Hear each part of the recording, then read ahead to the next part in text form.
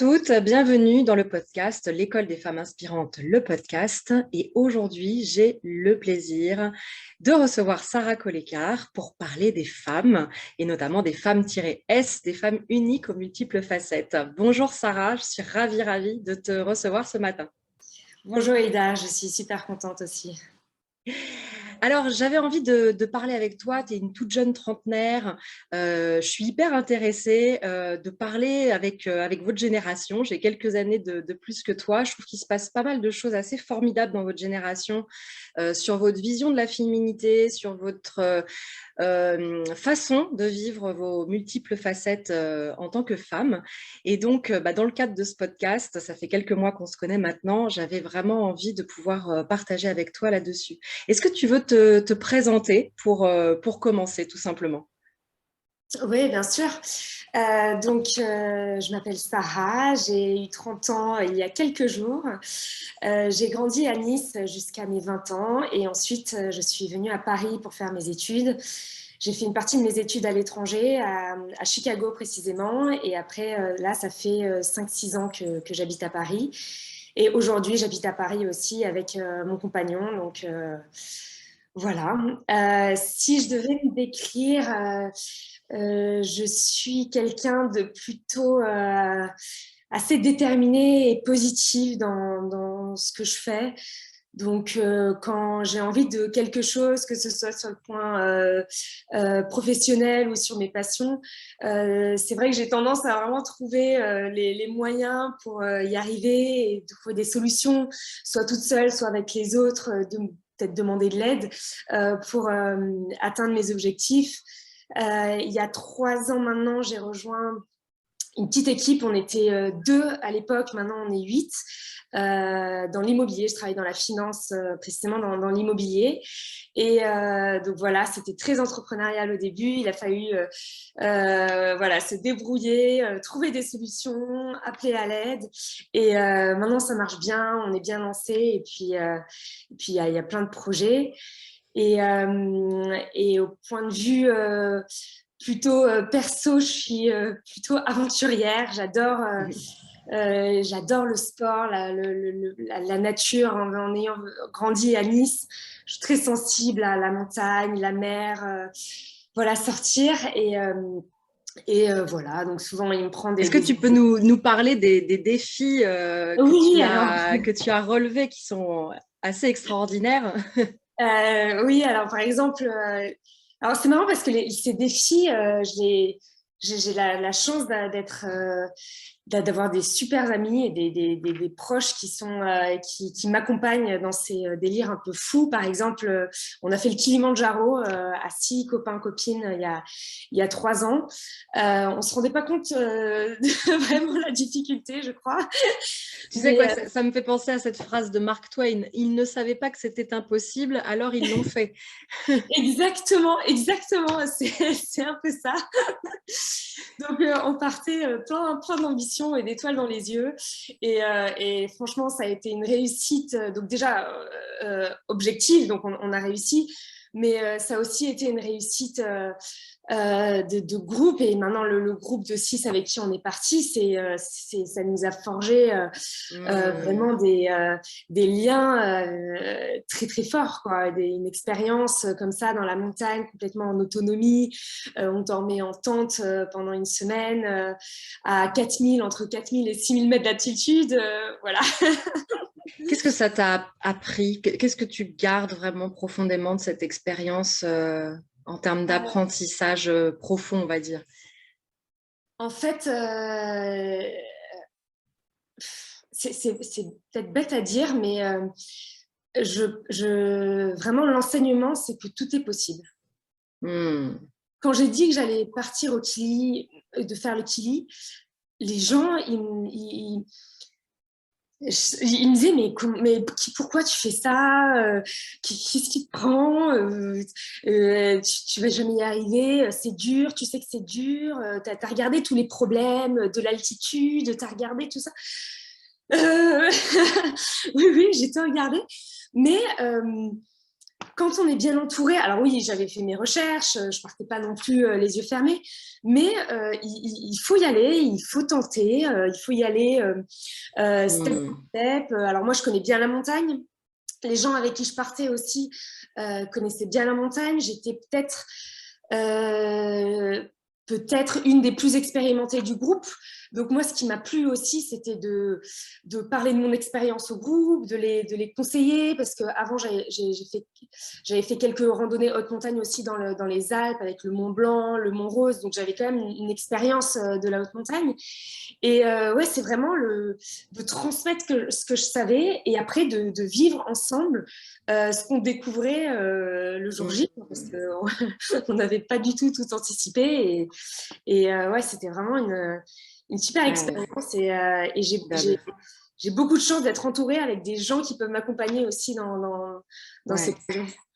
ouais, tout est possible.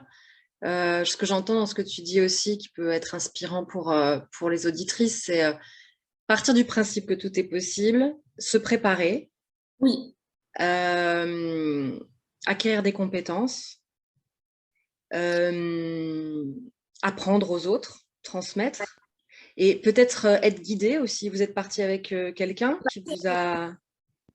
on était même Voilà, parti avec deux guides, parce que tout est c'est très... ça. Et donc être guidé aussi par ceux qui savent encore plus que nous devant. Et j'ai l'impression que ça peut s'appliquer finalement à pas mal de défis qu'on peut se donner dans la vie finalement. Ouais. En fait, ce que j'aime bien, je reviens sur la préparation. Ouais. Ce que j'aime bien, c'est d'avoir un peu des rêves. Mm. Et en fait, les avoir toujours en tête et, et petit à petit, euh, faire son chemin pour arriver à terme à ce rêve-là. Par exemple, tu vois, avant, je m'étais quand même préparée, j'avais fait de la montagne, j'avais fait des stages un peu de secourisme, des choses comme ça qui sont plus faciles à faire que, ah, je vais faire le Kilimanjaro. Mm. Mm. Mm. Et en fait, ce que j'aime bien aussi, c'est aussi la préparation à un grand événement, en fait. C'est voilà, s'imprégner de cette mission euh, et, euh, et de faire des petites choses, de lire, d'apprendre, de chercher et de voir ce rêve de plus en plus proche qui va arriver et qui après, ben, c'est super naturel quand ça arrive. Ouais, formidable, formidable. C'est vraiment super inspirant. Euh, Est-ce que tu as envie d'ajouter autre chose sur toi et sur qui tu es? Après, bon voilà, je suis très. Si, pour continuer sur le partage et la transmission, Mm. moi c'est quelque chose qui me tient beaucoup à cœur de transmettre. Et je fais partie d'une association qui s'appelle Télémac et qui accompagne des jeunes, des jeunes qui sont investis, qui ont entre 10 et 14 ans, qui sont investis, qui sont bons élèves, mais qui sont issus de territoires fragilisés ou un peu compliqués. Et donc moi, je marraine une petite Anna qui a 13 ans et qui est en cinquième, qui est passionnée par le théâtre et par tout ce qui est artistique. Donc moi, j'aime beaucoup aussi Mm. le théâtre. Et c'est un peu une petite sœur que j'ai jamais eue. Donc j'ai une grande sœur avec qui je partage beaucoup de choses. Mais là, ça me permet d'aussi transmettre à une génération que je connais pas. Voilà, les 10-14 ans, je les connais pas tellement. Et, et de pouvoir un peu lui dire enfin, de lui apprendre un peu le monde professionnel et de l'ouvrir aussi sur le monde d'aujourd'hui. Donc ça, c'est quelque Ouais. chose qui me tient aussi beaucoup à cœur. Ouais, ce qui est vraiment inspirant dans ce que tu dis là, c'est la... excusez-moi, il y a la photocopieuse qui se met en veille pour le bruit. Oui, ce que je trouve vraiment inspirant dans ce que tu dis là, c'est que tu as décidé de t'engager en fait. Oui, Dans ce que tu racontes là, sur les différents plans de ce que tu racontes, tu as décidé de t'engager. Tu es allé voir cette association, tu as décidé d'aller faire ces voyages incroyables. Et en fait, voilà, parfois, on est un peu là, on ne sait pas trop quoi faire, on ne connaît pas trop ses envies, on ne sait pas trop à quoi contribuer, mais j'ai l'impression que si simplement on décide de s'engager, de commencer par quelque chose, de frapper à la porte, voilà, par exemple, d'une association et de dire, bah voilà, moi j'ai envie d'être bénévole, j'aimerais pouvoir apporter telle ou telle chose, bah, on commence déjà finalement à, à être actif et finalement à avoir ce sentiment de contribution qui est essentiel aussi à notre bien-être et à notre sentiment d'appartenance aussi au monde. Ouais, et je pense que le plus dur, c'est de savoir dans quoi on veut s'impliquer en fait. Oui, Et il faut vraiment que ça vienne des tripes. Et moi, ce qui venait des tripes, c'était l'éducation et l'injustice face au système éducatif.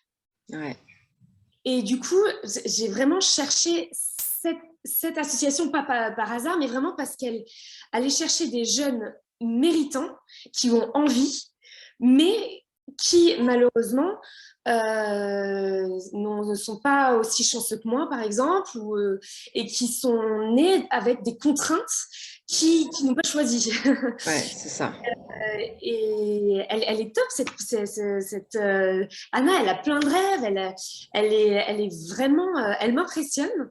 Et, mais elle est dans un milieu qui est compliqué Ouais, et je veux vraiment lui transmettre que pour elle, ça va être peut-être plus compliqué que pour d'autres, mais qu'il ne faut pas qu'elle arrête d'y croire et de se donner les moyens et d'être ouverte d'esprit. Et, ouais, donc, ouais, c'est vraiment quelque chose qui me tient à ouais. cœur. Oui, et ce que tu dis là, c'est ça, c'est-à-dire, il faut vraiment que ça, enfin, c'est quelque chose qui vient des tripes et ça part souvent, me semble-t-il, de quelque chose en effet qui nous révolte, sur lequel on n'a pas envie que ce soit comme ça, qu'on trouve injuste. Et peut-être que pour celles qui nous écoutent, s'il y a une envie comme ça d'engagement, mais on ne sait pas trop où, quoi, parce que souvent, moi, c'est ça aussi qu'on me dit en accompagnement, c'est je sais plus ce que je veux, je sais plus, je sais que j'ai envie de contribuer, je sais que j'ai envie de faire des choses, mais je sais plus où et à quel endroit. Et bien peut-être déjà de se poser cette question-là, qu'est-ce qui me révolte? Qu'est-ce qui me touche? Où est-ce que je trouve qu'il y a de l'injustice? Et peut-être que ça donne une première réponse. Bon, et puis là, alors c'est sans doute le fruit du hasard, parce que j'imagine qu'il y a des petits garçons et des petites filles dans cette association enfin des adolescents d'ailleurs, parce qu'ils sont un peu plus grands. Mais voilà, t'accompagnes une jeune fille, donc ça a aussi du sens par rapport à ce qu'on dit là. J'en étais aussi très contente que ce soit un adolescent, mais c'est vrai que je vois que dans notre relation, j'ai envie vraiment de l'initier enfin de lui montrer la femme dans la société qu'elle a Ouais. plein de choix et qu'il faut qu'elle trouve sa place, mais que voilà, ça change quoi. Ouais, ouais, tu as dit quelque chose que je dis souvent, le fait de trouver sa place en tant que femme, et peut-être que ça ouvre justement sur notre discussion au sujet des femmes-S, donc ces femmes uniques aux multiples facettes dont je parle, c'est-à-dire, à ton avis, qu'est-ce qui fait qu'on est encore à parler du sujet pour les femmes de prendre leur place dans la société aujourd'hui? Ben, je pense qu'on l'a pas encore totalement trouvé, en fait. Mmh. Et que souvent, on souffre, alors que ce soit extérieur ou même intérieur, on souffre d'un schéma précis dans lequel on doit rentrer. On ne sait pas comment on doit rentrer, Alors, mais toi, trentenaire, ça m'intéresse vachement ce que tu viens de dire, parce que toi, trentenaire, du coup, ce schéma que tu as l'impression qu'on te donne, c'est quoi? Pour enfin, pour toi et pour ta génération, peut-être tes copines avec qui tu parles, c'est quoi cette espèce de petite musique ambiante que vous entendez et dans laquelle, cette case dans laquelle vous devriez rentrer? alors, tu vois, moi, je suis un peu au milieu de deux générations. En fait, j'ai eu un peu deux phases. La première phase, ça a été toute mon éducation. Donc, c'est beaucoup ma mère, ma grand-mère, enfin, toutes les femmes qui avaient dans ma famille qui, en fait, elles, ont souffert de... Par exemple, ma mère est radiologue, elle a beaucoup réussi, mais elle m'a beaucoup raconté. Tout le monde rigolait quand j'avais 20 ans et que je disais que je voulais être médecin. Hmm. Mais même les amis de sa famille. Donc, elle m'a... Pourquoi?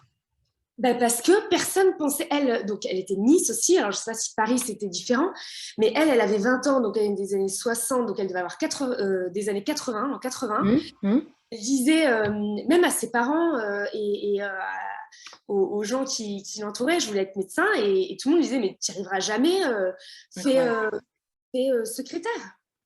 Ouais, ouais, c'est ça. Et On voit pas grand, on voit pas la possibilité d'aller au-delà. moi, je ne sais pas comment était la vie à cette époque-là, mais j'ai pas envie non plus d'être trop dure avec cette génération parce qu'on vit avec notre temps et avec ce Oui, qu'on prend, enfin, avec notre temps. Et je pense que elle, vraiment, ce qu'elle m'a appris, c'est, elle m'a toujours dit, je suis désolée, tu es une femme. Parce que elle, à son époque, et je pense que c'est pour ça que je dis que c'est en deux faces, parce qu'aujourd'hui, je pense que c'est pas du tout pareil, mais à son époque, ou à l'époque de ma grand-mère, être une femme était vraiment une épine dans le pied. Et ça fermait beaucoup de portes. ouais. Donc, il y a eu toute une partie de ma vie où vraiment j'ai été, bon, de toute manière, moi, j'ai fait des études d'ingénieur, donc j'ai fait une prépa scientifique. Beaucoup, on devait être une dizaine de filles dans la classe sur 40. École d'ingénieur, on avait, je crois, le plus grand taux de filles, c'était 25%. Ouais. Parce qu'on avait une chaire architecture, donc ça a augmenté les quotas. Et donc, jusqu'à mes 25-27 ans, je me suis jamais vraiment dit il y a un problème. Hmm, hmm. Et en fait, c'est quand je suis rentrée dans la vie professionnelle et que j'ai un peu grandi, j'ai parlé avec des gens, où je me suis dit, ah oui, ça c'est la vraie vie en fait. Euh, c'est euh, euh, c'est des réflexions, c'est ce cadre qui commence à se refermer, Qu'est-ce que tu as vécu? Qu'est-ce que tu as rencontré du coup à ben, ce moment-là? euh, des, euh, des réflexions un peu macho. Enfin, j'ai envie de dire que tout le monde a une fois vécu dans sa vie, mais c'est le milieu en entreprise quand on est une gamine de 25 ans et que voilà, faut être là, faut être la potiche. Ah, on a un grand meeting, bon bah on va te prendre comme ça, mais il faut pas que tu parles, tu mettras l'ordinateur. Mais bon, c'est bien d'avoir une fille. Et puis si tu peux mettre une jupe, c'est quand même mieux. Hein. Voilà. Ouais. Et, Ouais, donc c'est encore ces schémas-là. Je voudrais juste, parce on avance dans la discussion, mais tu as dit quelque chose sur, ta maman et sa possibilité de devenir médecin. Tu disais cette génération-là, et en même temps, alors moi j'ai écrit un livre qui s'appelle Femme-S, où j'ai essayé de réfléchir aussi sur la question du déterminisme, qui est quelque chose qui date de tout temps et qui est aussi encore présent. Et je ne sais pas si c'est moins une question finalement de homme, femme, génération, pas génération, qu'une question fondamentale de où on est, du verbe naître, et de comment est-ce qu'on sort de sa condition, et de cette force que ça demande de sortir de là où on est, là pour le coup, être EST, quoi. Parce que l'environnement nous crée une réalité qu'on croit être celle-là, et sortir de cet environnement-là, c'est s'offrir la possibilité d'autre chose. Mais cette autre chose, on n'a ni les codes, ni le modèle, ni la manière d'y arriver quand on n'est pas dedans. Et donc, je trouve que c'est vraiment cette question-là, finalement, où qu'on soit un homme ou une femme, qu'on soit de tel ou tel milieu social, c'est comment je vais au-delà de là où je suis et de ouais. là où je suis née, finalement. Comment je me donne la possibilité d'ouvrir mon champ qui est circonscrit autour de moi, simplement parce que je suis arrivée à un endroit en particulier. Et ça, je trouve que c'est vraiment quelque chose de très intéressant à aller aborder, qui peut ouvrir après des chemins qui ne sont pas forcément des chemins faciles. Mais moi, j'aime bien dire non, c'est pas facile, mais c'est possible. Ouais. Voilà. Alors, si je peux un peu rebondir sur ce que tu veux dire. Donc oui, j'ai parlé de ma maman, c'était les années 80. Oui, Je pense qu'aujourd'hui, en fait, on a un accès à l'information oui, et à une diversité. En fait, l'avantage qu'on a, donc c'est un peu la deuxième partie de aujourd'hui. Je pense qu'aujourd'hui, quand on veut apprendre, enfin, on a plein de moyens de sortir de sa zone de déterminisme, on va dire. oui, oui, oui. Facile qu'à l'époque des années 80 où il n'y avait pas Internet, où c'était, enfin, on était très, on voyageait pas ou très peu. Et aujourd'hui, je pense que quand on veut rencontrer des gens, Mm. quand on veut s'ouvrir, on a vraiment des cartes dans nos mains qui sont beaucoup plus accessibles qu'à Ouais, l'époque. c'est clair. Et C'est tu clair. vois, avec les réseaux sociaux, avec même YouTube, on peut parler à des gens. Enfin, c'est marrant parce que moi, ça m'est arrivé, j'écoute des podcasts et il y avait une personne qui m'a vraiment inspirée qui était dans un podcast et il avait donné son adresse mail ou comment le contacter et je l'ai contacté et il m'a répondu. Ouais. C'est des choses, même en le contactant, je me suis dit, bon, c'est Ouais. vraiment l'histoire d'essayer, mais j'y croyais pas trop. Et je pense qu'aujourd'hui, on a vraiment beaucoup plus de moyens déjà, on a beaucoup plus d'images à mettre, tu vois, de femmes qui sont inspirantes, qui parlent d'elles, de leur vie, comment elles allient la vie professionnelle, la vie personnelle, qui inspirent beaucoup. Alors qu'avant, c'était vraiment des statures qui apparaissaient inaccessibles. Je trouve qu'aujourd'hui, Tout à fait. les femmes parlent plus de leurs difficultés et comment elles ont réussi à surmonter, alors qu'avant, c'était voilà, les femmes qu'on avait en tête, c'était en fait, on les voyait, mais On, on ne comprenait pas comment elles ouais. On pouvait pas s'identifier. Et je crois que tu dis ça avec Internet, mais bah là, voilà, on est en train de tourner un podcast. Moi, j'essaie justement aussi d'interroger des femmes bah, comme toi, comme les autres femmes que j'ai interrogées pour dire, bah voilà, toutes ces femmes inspirantes du quotidien qu'on n'entendait pas, en effet, avant. Donc, on savait pas comment elles faisaient. Donc là, c'est vraiment donner cette parole. Mais il y en a plein des podcasts maintenant. Il y en a plein, en fait, des prises de parole comme ça. Et je te rejoins, c'est vraiment un super message d'ouverture et de ressources en fait que tu donnes là. C'est vrai que oui, où que je sois, avec une connexion Internet, je peux avoir accès à la bibliothèque du monde entier. Et ça, c'est peut-être voilà, la chose à avoir en conscience, c'est oui, aujourd'hui, il y a cet accès à la connaissance qu'en effet, comme tu disais, il n'y avait pas il y a 20 ans. Il n'y avait pas il y a 30 ans, il n'y avait pas il y a 40 ans. Et donc, oui, oui, d'aller saisir ça, c'est extraordinaire. C'est extraordinaire. Et par les réseaux sociaux aussi, rentrer en lien, avoir des amis qu'on n'a pas vus physiquement, mais avec qui on peut entretenir des relations hyper puissantes. Ouais, tout à fait. qui ont les mêmes centres d'intérêt et oui, qui peuvent être un peu des mentors virtuels en fait. C'est ça. Et on n'a plus besoin d'être. Bah avant, il fallait monter à Paris, par exemple. C'était ça le Graal pour pouvoir accéder à certaines choses. Bah, aujourd'hui, bon, bien sûr, on peut toujours monter à Paris, mais finalement, on peut être aussi chez soi et avoir accès à des choses assez incroyables. Ouais, ouais, tout à fait. Alors, ça me donne envie, donc, du coup, de revenir peut-être à toi, ta propre définition de femme-S, ces femmes uniques aux multiples facettes. Comment toi, tu vois les choses par rapport à ça? Alors, c'est marrant parce que cette expression, vraiment, je la lis à toi parce que c'est vraiment ta phrase.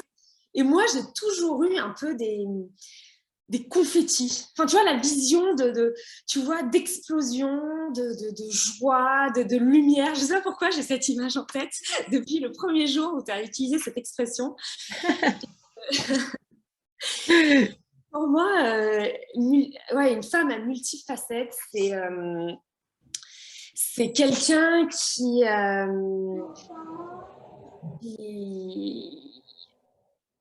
qui a pas peur, ouais, qui qui se connaît déjà et qui va exploiter son potentiel à son maximum, j'ai Ouais. envie de dire. Et, et qui a peur de se contredire, par exemple. Souvent, on revient un peu au moule dont on parlait tout à l'heure. Souvent, on ne peut pas être ambitieuse, mais rigolote. Enfin, je suis un peu extrême. Ouais. Ouais. Euh, quand on est ambitieuse, on doit être sérieux, Sérieux. très précis. Tu vois, moi, je suis ingénieure, donc on m'a toujours appris ça, il y a ça, ça, ça. Et en fait, j'ai découvert assez tard que je pouvais adorer aussi le théâtre, les choses plus créatives, et, euh, et que c'était et que je n'effaçais pas ce côté de ma personnalité qui était plus analytique, on va dire. Hmm. Et, et du coup, quand j'ai découvert ça, je me suis dit, ouais, en fait, qu'est-ce que j'ai d'autre dans ma besace, quoi? Je vais regarder, Ouais. qu'est-ce que je peux faire d'autre? Et du coup, après, ouais, ça m'a ouvert vachement d'horizons et de passion, d'ouverture d'esprit. J'ai j'ai aussi une chance, c'est que j'ai grandi avec des parents qui m'ont aussi toujours poussé à aller voir ce que je connaissais pas, à aller voir la nature. Donc, tu vois, la nature, c'est, ça fait pas de cadeau hein, quand on fait. Enfin, on doit être assez humble quand on est dans la montagne. Où je fais pas mal de plongée sous-marine aussi. On a, tu vois, par exemple, la plongée sous-marine. On dirait, d'extérieur, c'est une activité. On fait en vacances, il fait 28 degrés, on voit des poissons, c'est très joli. Mais après, moi, je me suis pris un peu au jeu et j'ai voulu vraiment comprendre. Et j'ai passé des niveaux de plongée. Maintenant, j'ai le premier niveau professionnel de plongée. Ouais. Et, euh, et en fait, c'est un sport qui est assez dangereux, où il y a énormément de règles, de risques. Donc, il y a pas, les risques, on les prend plus, on descend en profondeur. Dans la zone des 20 mètres, il n'y a pas tellement de risques. Mais ça m'a plu, cette notion de, bon, il y a des règles à Ouais. suivre. Il faut être consciencieux, il faut être éduqué, il faut être, voilà, savoir les risques. Mais en même temps, c'est une activité où il faut prendre son pied, s'amuser, partager, profiter. Enfin, c'est quand même un Ouais. de fou quand on y pense. On plonge avec des poissons alors que c'est pas du tout notre milieu naturel. Mais ça me plaît beaucoup ce que tu amènes là comme, comme vision en fait de toutes ces facettes. Alors d'abord, le fait que tu aies vu ça comme des confettis quand on a entendu, quand tu m'as entendu en parler la première fois, c'est rigolo parce que c'est une des premières images que j'avais choisies. C'était vraiment une image de plein de petites loupiottes, tu vois, qui s'allumaient. J'avais l'idée de la boule à facettes aussi, tu vois, un peu disco, qu'on peut, avec ce côté, bah voilà, qui s'exprime, quoi, qui est brillant, donc quand tu parles de pouvoir exprimer son plein potentiel, je pense qu'il y a il y a vraiment de ça. Et puis, il y a ce côté aussi, peut-être plus profond, de la gestion du paradoxe, quoi.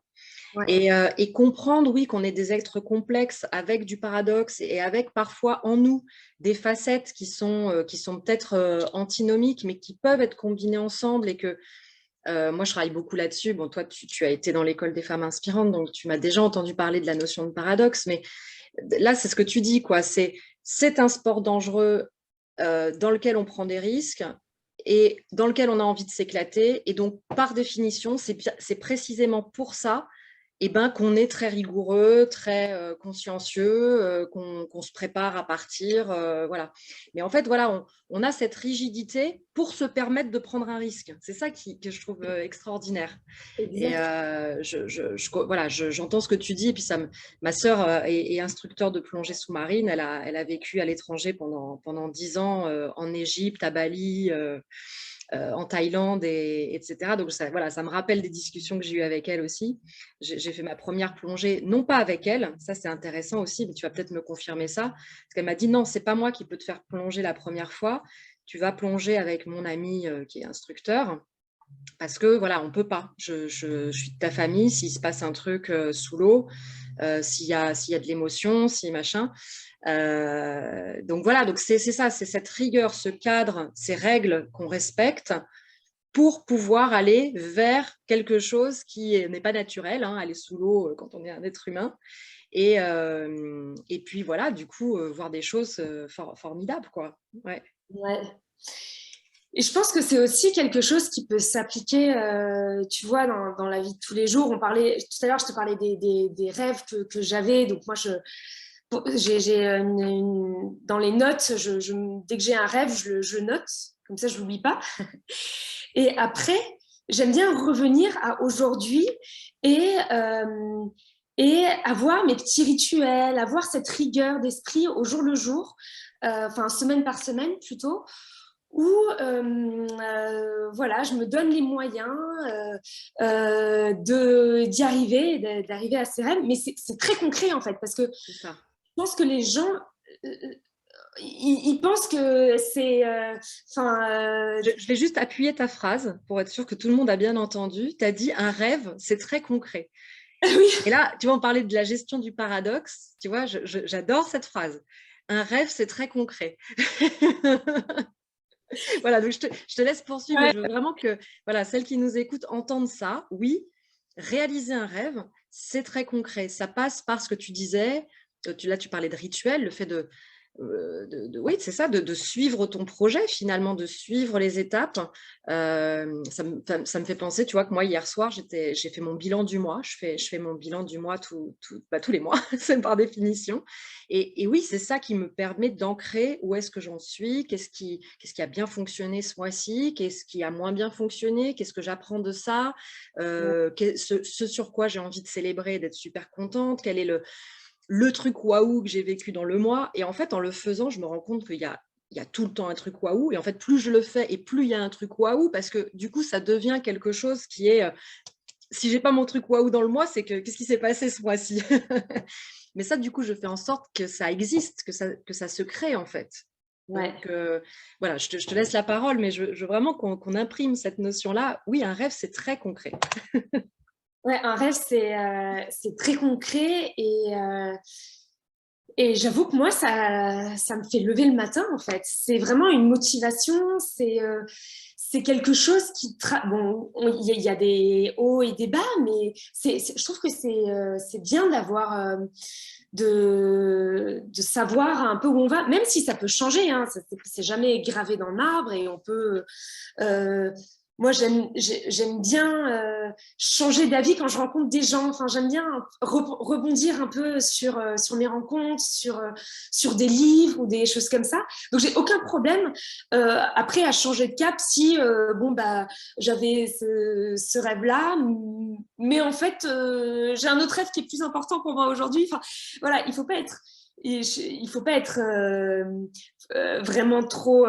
C'est pas un objectif en soi, c'est un rêve et puis il faut le modeler avec nos rencontres, avec nos opportunités. Ouais. Et, Et tu acceptes d'être surprise par l'autre, par la ouais, rencontre, par une idée que tu n'as pas eue et qui est un point de vue différent. c'est quelque chose qui vraiment m'amuse beaucoup. Et Mm. je cherche tout le temps. J'aime bien chercher des gens qui vont justement pas penser comme moi. Ouais. Accepter d'être dérangé, tu vois, c'est ce que dit Marcel Conche. Alors Marcel Conche, c'est un philosophe qui a presque 100 ans maintenant, donc voilà, qui est quand même quelqu'un qui a un grand parcours, on va dire. Et je l'avais entendu à la Grande Librairie en mai 2020. Donc, et en fait, il dit quelque chose que je trouve très beau. Il dit, il faut des pensées qui dérangent. Mm. Euh, je ne suis pas née libre. Pour être libre, j'ai besoin d'être dérangée. J'ai besoin d'avoir une autre perspective, en fait. Et donc, j'ai besoin de créer cette liberté d'esprit. Et donc, il parle de ces pensées qui dérangent parce qu'elles nous permettent de nous déplacer, en fait. Et la liberté, c'est peut-être ça aussi, c'est d'ouvrir son champ. Et après, à l'intérieur de ce champ ouvert, bah, de choisir où est-ce qu'on a envie d'être. Parce que j'imagine que c'est pas pour ça que tu es forcément d'accord avec tout ce que tu entends. Oui, Mais tu as une perspective de possibilité, en fait, qui est bien plus large. Et dans cette perspective de possibilité, ah oui, bah tiens, moi, j'ai envie d'aller à cet endroit-là, en fait. Mais ouais. du coup, ça devient un espace choisi. et pas un espace, bah, t'y es parce que t'y es, le déterminisme, ou t'y es parce qu'on te l'impose, l'autorité, quoi. Mhm. Mm. Non, mais je pense que c'est toujours très enrichissant de se confronter à des gens qui ne pensent pas comme nous et qui ont un... Et ces débats sont souvent très riches, en fait, Ouais. quand on oppose des avis. Et, euh, et effectivement, il ne faut pas rentrer dans le moi j'ai raison, toi tu as tort ou des choses comme ça, mais il faut accepter qu'il y a des gens qui pensent pas du tout comme nous et j'apprends beaucoup par exemple, une de mes plus proches amies n'a pas du tout la même éducation que moi ou la même éducation, je parle dans l'éducation d'école par exemple. Ouais, ouais. Elle est beaucoup plus artistique, et c'est vraiment quelque chose que j'admire chez elle. Et c'est pas parce qu'on est différent qu'on peut pas admirer des choses qui ne nous ressemblent pas. Et j'apprends énormément. Vraiment, Ouais. j'adore cette nana. Je la connais depuis. Nos grands-parents étaient amis, nos parents étaient amis, et du coup, nous. Donc, c'est une question de génération. Ouais. Mais, Mm. Est-ce que je peux t'emmener un peu justement sur le sujet de la liberté? Parce que du coup, je trouve que ce que tu dis là, ça relève vraiment aussi de la liberté de penser, de l'ouverture, etc. Pour toi, et si je reviens au sujet des femmes en particulier, une femme libre aujourd'hui, ce serait quoi? euh, serait une femme qui est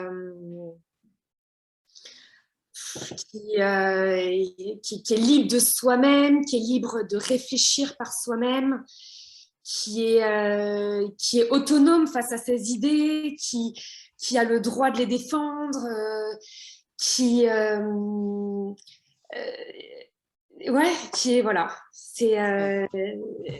c'est vraiment qu'elle soit libre de pouvoir vivre ses rêves et de réfléchir par soi-même, quoi. D'être autonome financièrement aussi, accessoirement, ce qui n'est pas non Ouais. plus donné à tout le monde aujourd'hui. Mais ouais, c'est vraiment cette notion. Est-ce que je peux te demander comment toi-même tu vis cette liberté féminine aujourd'hui? Est-ce que c'est quelque chose que tu ressens pour toi-même, que tu travailles, voilà, comment ça se passe pour toi ce sujet? Euh, oui, je, j'ai la chance, je pense que c'est vraiment une chance de pouvoir un peu faire ce que je veux. Comment tu cultives cette liberté? Pour l'instant, j'ai pas d'enfant, j'ai pas, Ouais, tu vois, je pense que ça aussi, c'est une liberté quand tu as 30 ans qui est plus compliqué plus tard. Mais en tout cas, aujourd'hui, j'en profite. ouais.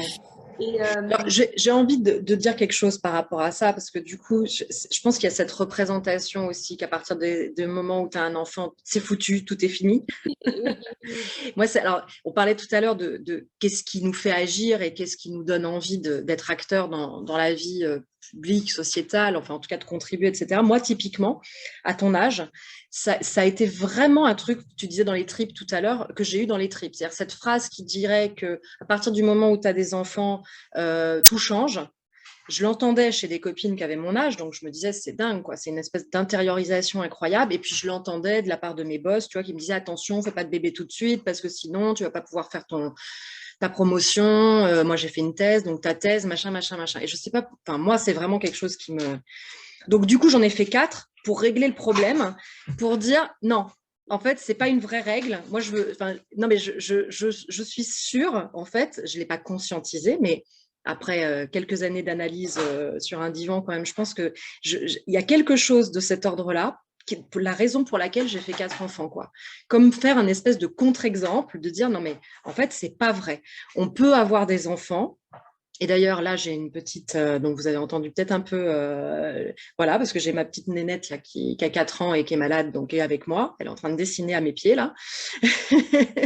Et c'est pas vrai. On peut avoir des enfants et mener les projets qu'on a envie de mener. Moi, j'ai eu 2 enfants en faisant ma thèse.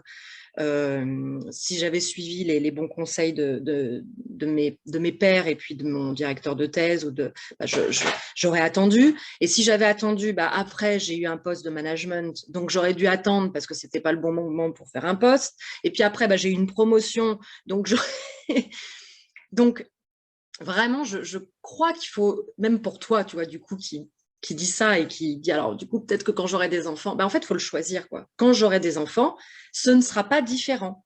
Je ferai en sorte de pouvoir être libre. Alors, ça donne un certain nombre de contraintes, mais j'ai quelqu'un avec qui je travaille qui disait ça l'autre jour, ça m'a beaucoup plu, qui dit, finalement, la liberté, c'est les contraintes qu'on choisit. C'est pas ne plus avoir de contraintes, c'est choisir ses contraintes. Et voilà, donc cultiver sa liberté, c'est ça, c'est pouvoir être en mesure de faire des choix, je pense. Ouais. Non, mais je suis complètement d'accord. Et tu vois, toi, tu es un exemple et j'ai aussi d'autres exemples autour de moi où je vois que c'est possible. C'est ça aussi qui donne confiance. C'est des gens comme toi, comme des gens qui ne voient, qui arrivent et qui sont bien et qui trouvent, qui s'arrangent, qui s'organisent et qui refusent ces statu quo. Ouais. Et j'ai envie de dire, c'est parce qu'on refuse qu'on y arrive. Moi, je ne sais pas si je vais y arriver, tu vois. Mais en tout cas, par exemple, je refuse aujourd'hui d'annuler mon interview avec toi parce que voilà, je dois garder ma fille. Je me dis, non, je le fais. Et puis j'ai dit à Nora, écoute, j'ai un entretien, donc il faudra rester calme. Donc elle avait commencé avec un petit dessin animé en bas. À un moment donné, elle a frappé à la porte, j'ai rien dit, j'ai attendu. Puis elle est montée et tu as dû me voir à un moment donné. Je lui ai dit, tu restes à côté de moi, tu fais pas de bruit et tout, quoi. Mais donc voilà, je refuse d'annuler un truc important parce que voilà, j'ai une contrainte qui n'était pas prévue, etc. Je le fais et finalement, ça se fait. Et du coup, on obtient un résultat. Parce qu'à la fin, c'est ça, en fait, c'est à la fin le résultat. Je pars pas en me disant je vais réussir. Je pars en me disant je vais le faire. Et puis, voilà. Oui, et il y a aussi, il faut accepter que ce soit pas tout parfait. Parce que souvent, tu vois, je sais pas si c'est mon éducation, mais j'ai l'impression que tout doit être, tu vois, exactement, parfaite sur tous les plans. Et ça aussi, je l'ai compris assez tard. En fait, il y avait vachement de charme à ne pas être parfaite. Et tu vois, à tenter, on voit que ça marche pas trop, hop, on se recentre, voilà, à tâtonner un peu et à accepter que ce soit pas parfait. Et ça, je pense que c'est quelque chose qui est vraiment différent homme-femme. ouais. Alors, vraiment, je veux pas faire de grandes notions, mais je le vois à mon échelle. Je trouve que les hommes sont... C'est un parcours clé, regarde.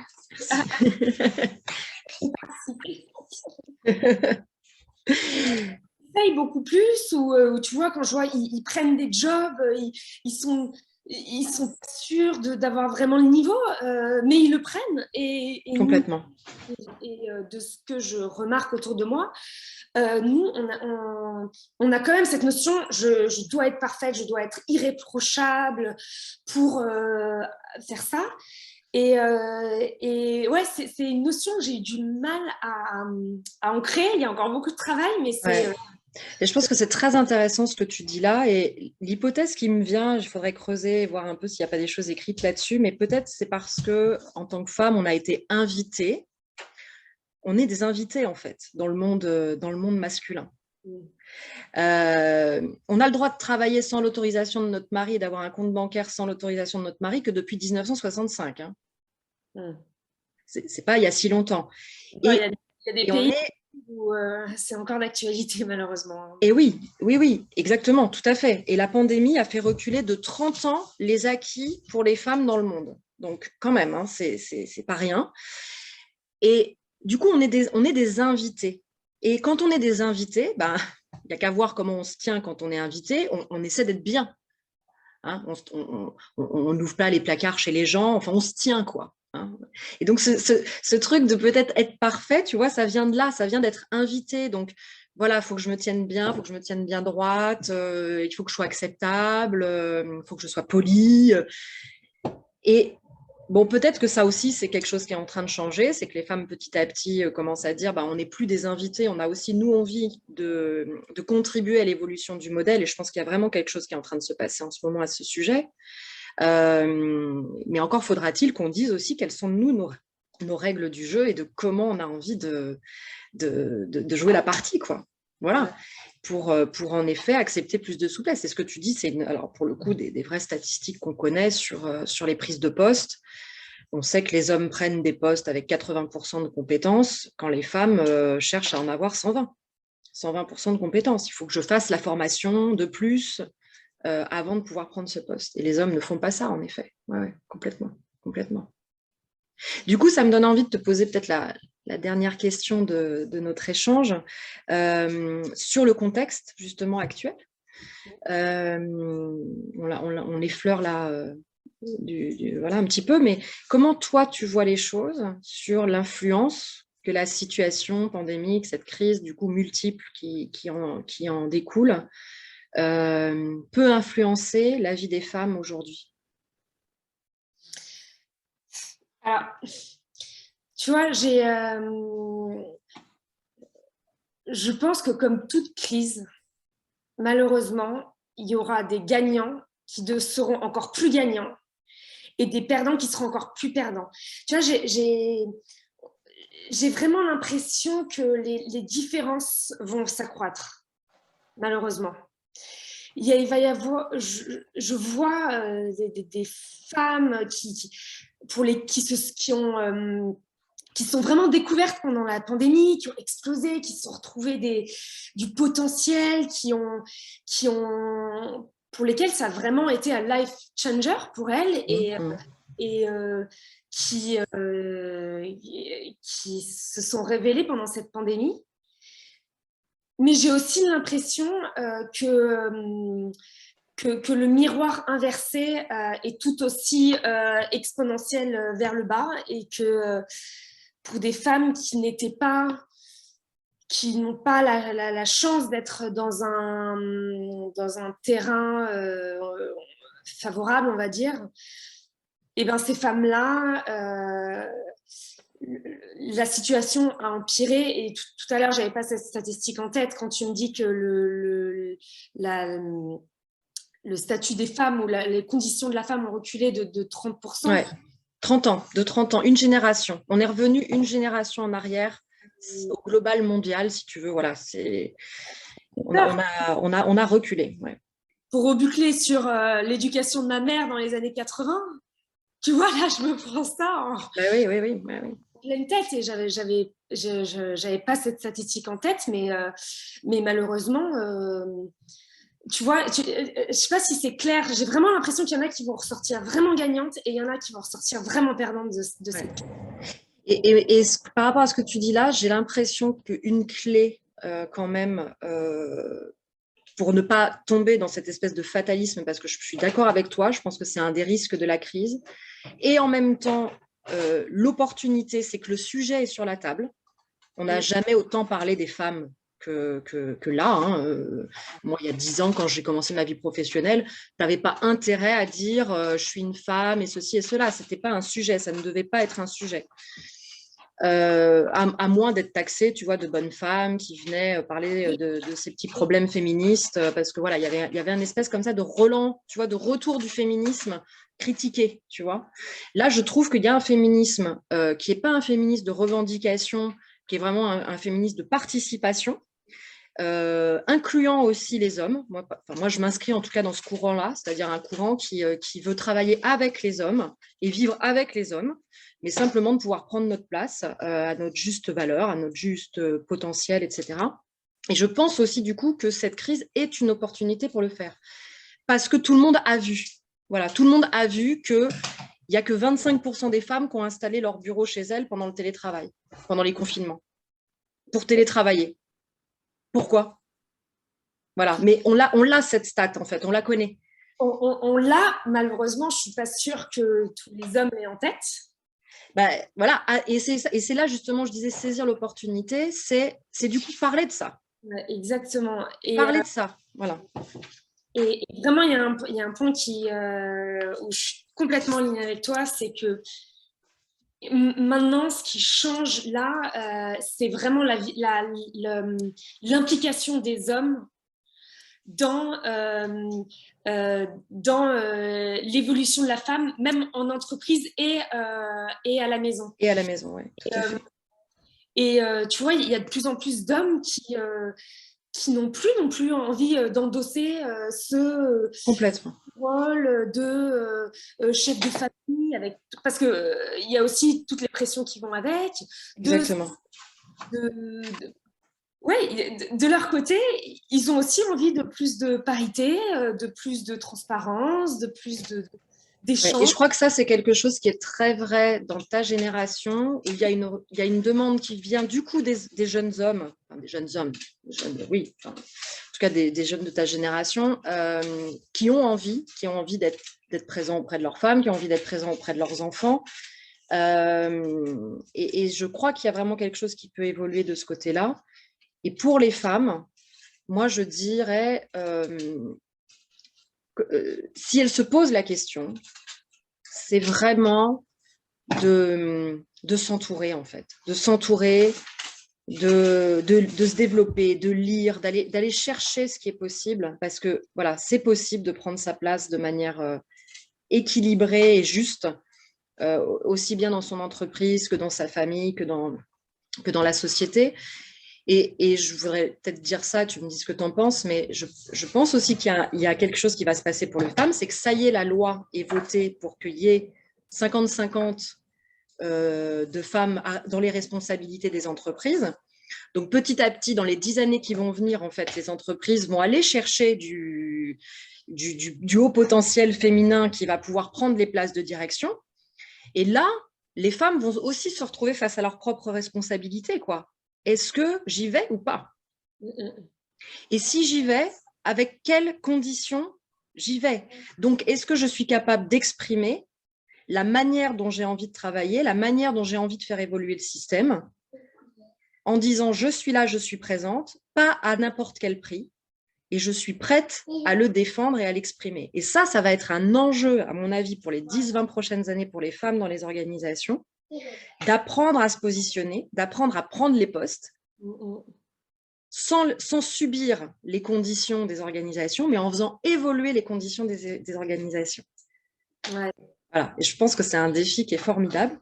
J'espère y contribuer là où je suis, là où j'ai décidé d'être pour accompagner ça au travers justement l'accompagnement des femmes. Mais voilà, est-ce que c'est quelque chose que tu perçois, ça, le fait que les femmes vont avoir aussi à prendre leurs responsabilités, les responsabilités de direction, mais pas à n'importe quel prix. Moi, je trouve que c'est ça, c'est vraiment ce truc-là qui est hyper important. C'est pas en subissant la manière dont ça fonctionne actuellement.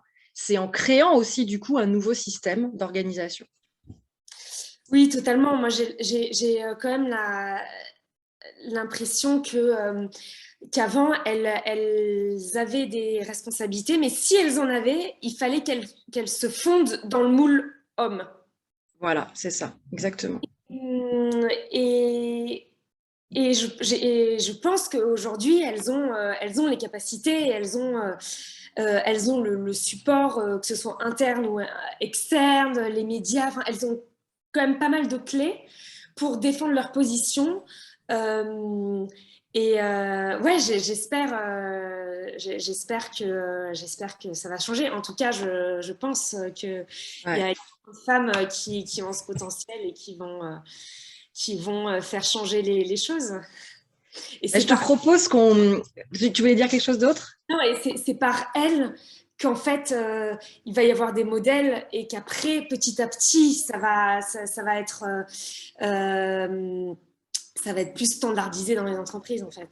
Ouais, c'est formidable. J'ai envie qu'on conclue là-dessus parce que le dernier message que tu as dit là, pour moi, c'est ça, c'est saisir les clés qui permettront de prendre cette place, quelle qu'elle soit, et avec sa propre vision et avec sa propre manière de combiner toutes ces facettes et peut-être de saisir ce moment qui est le nôtre là actuellement pour le faire. Ça te va qu'on termine là-dessus, Sarah? Super. Bah, écoute, je te remercie infiniment de cet échange que l'on vient d'avoir.